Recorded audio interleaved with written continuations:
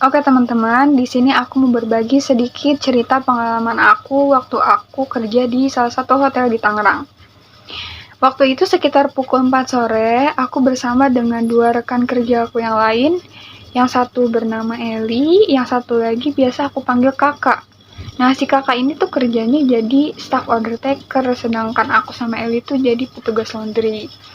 Ruangan order taker sama laundry itu bersebelahan.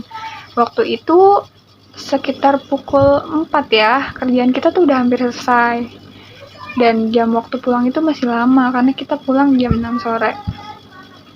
Akhirnya Eli ke toilet, dan aku pergi ke ruangan order taker buat ngobrol-ngobrol sama kakak, karena aku cukup akrab sama dia. Nah, di tengah-tengah obrolan, aku punya ide, aku punya rencana. Aku bilang gini, Kak, nanti kalau ada telepon dari kamar 303, tolong jangan kasih tahu Eli ya, kasih tahu aku aja, biar aku aja yang antar laundryannya. Terus dia jawab, loh emang kenapa sama kamar 303? Iya soalnya itu kamar dari pramugari Korea Air Crew. Dia kalau pramugari dari Korea Air Crew kan sering kasih tips kak, kata aku gitu. Terus kata dia, oh ya udah deh. Terus aku bilang, nanti tipsnya aku bagi 2 kak, tenang aja, tapi jangan sampai Eli tahu ya. Terus dia setuju, aku balik lagi ke ruangan laundry. Sekitar 20 menit kemudian, si kakak panggil aku. Dia suruh aku ke ruangan laundry, ke ruangan order taker maaf, sambil bilang, ini sini deh, aku mau minta tolong gitu. Terus aku masuklah ke ruangan order taker. Terus si kakak bilang, itu ada telepon dari kamar 303 minta diantar laundryannya. Cepetan nanti keburu Eli datang. Nah di situ tuh ngepasin banget Eli belum balik dari kamar mandi. Terus aku langsung cepet-cepet ambil bajunya biar nggak ketahuan Eli.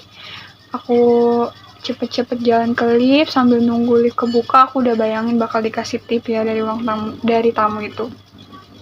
Sampailah aku di lantai 3, di depan kamar 303. Aku ketok pintunya sambil aku bilang laundry service gitu. Terus akhirnya ada suara gerakan kaki tuh jalan. Terus aku udah siap-siap kan, aku pegang bajunya, bahannya. Terus si tamu itu keluarlah sosok seorang perempuan yang cantik, putih, tinggi, matanya sipit, pokoknya orang Korea banget lah. Terus aku kasih bajunya sambil aku bilang, hello, this is your uniform, karena berhubung baju laundrynya itu seragam pramugari dia. Dia ambil sambil bilang, hello, thank you so much, dan langsung tutup pintunya. Di situ aku langsung, ini beneran gak dikasih apa-apa dalam hati. Ya udah, di situ akhirnya ngenes banget, rencana semua berantakan. Akhirnya aku jalan ke lift buat turun ke bawah lagi sambil kesel karena nggak dapet tips apa-apa kayak yang aku rencanain. Dan di saat aku lagi nunggu lift terbuka, aku lihat Eli lagi ngambil pakaian kotor. Ternyata dia, pantesan aja lama ya, ternyata dia lagi ambil laundryan kotor di kamar 308. Dan ternyata, coba tebak, di situ dia dapat uang tips dari tamu itu 50.000. Coba bayangin, tambah kesel aja aku kan.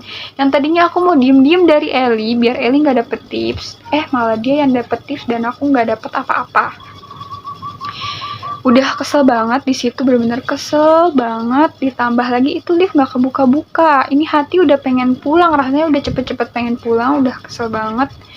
Akhirnya lihat di ujung lorong kamar ada tangga darurat, tulisan tangga darurat. Nah, aku tuh nggak pernah masuk ke tangga darurat seumur umur. Cobalah masuk ke situ biar lebih cepet, biar bisa cepet-cepet pulang. Masuklah ya dari lantai 3 ke lantai PL. PL itu lantai yang isinya tuh ya operasional petugas hotel lah, kayak kantor atau sebagainya, kitchen gitu-gitu. Sampai di tangga darurat lantai PL, pintu nggak bisa kebuka. Di situ aku masih positive thinking, mungkin emang kekunci. Akhirnya aku coba naik lagi ke lantai 1 dan sampai ke lantai 20 nggak ada pintu yang bisa kebuka.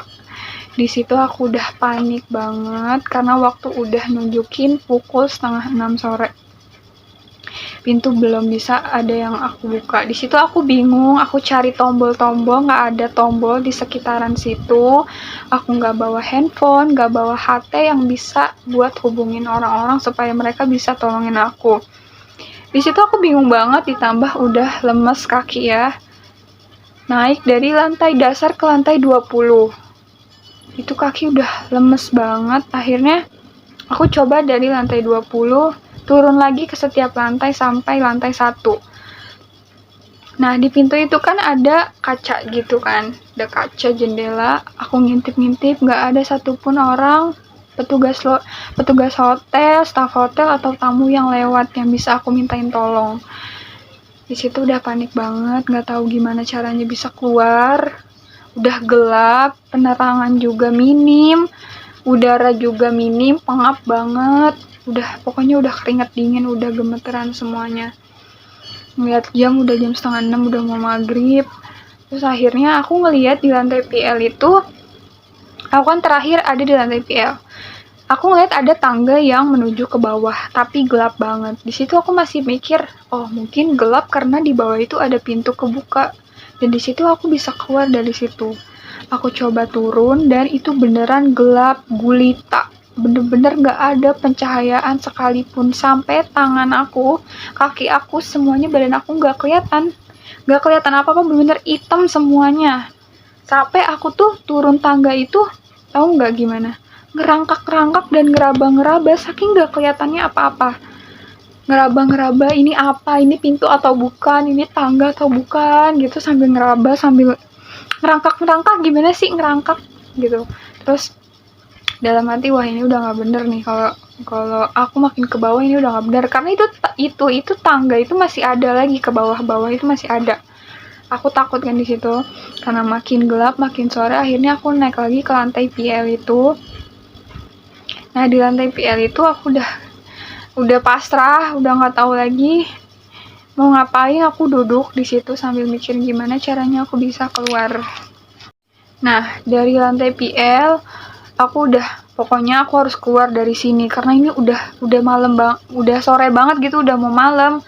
Akhirnya dari lantai PL aku naik lagi dong ke lantai 20. Setiap lantai aku cari pertolongan, aku gedor-gedor, aku ketok-ketok yang kencang banget biar pada denger semua.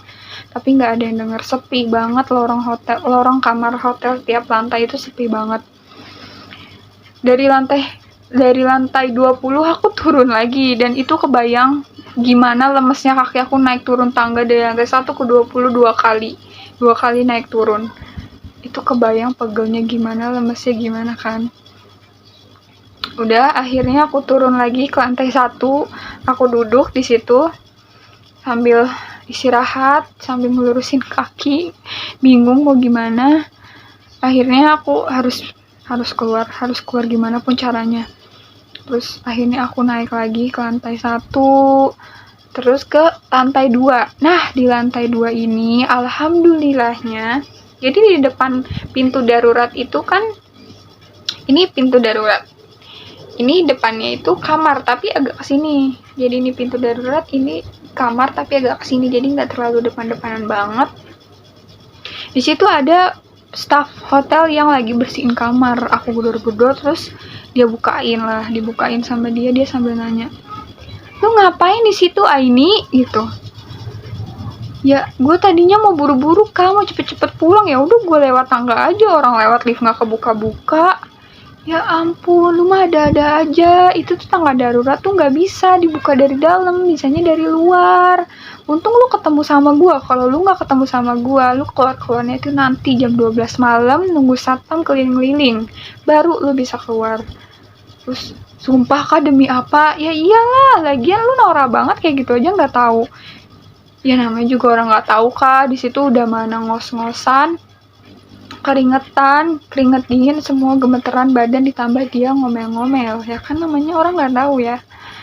Terus di situ istirahat sebentar, baru aku turun ke bawah, ngelihat orang-orang udah rame nyariin aku ternyata, karena aku nggak balik-balik dari jam 4:30 sore kali pas aku berangkat nganterin laundryan itu. Sampai jam 6 aku baru nyampe di bawah lagi, di ruangan lagi. Terus aku ceritain pengalaman aku tadi dan mereka semua ketawa. Aku cerita sama atasan-atasan aku, sama rekan kerjaku yang lain, dan di situ ada Eli.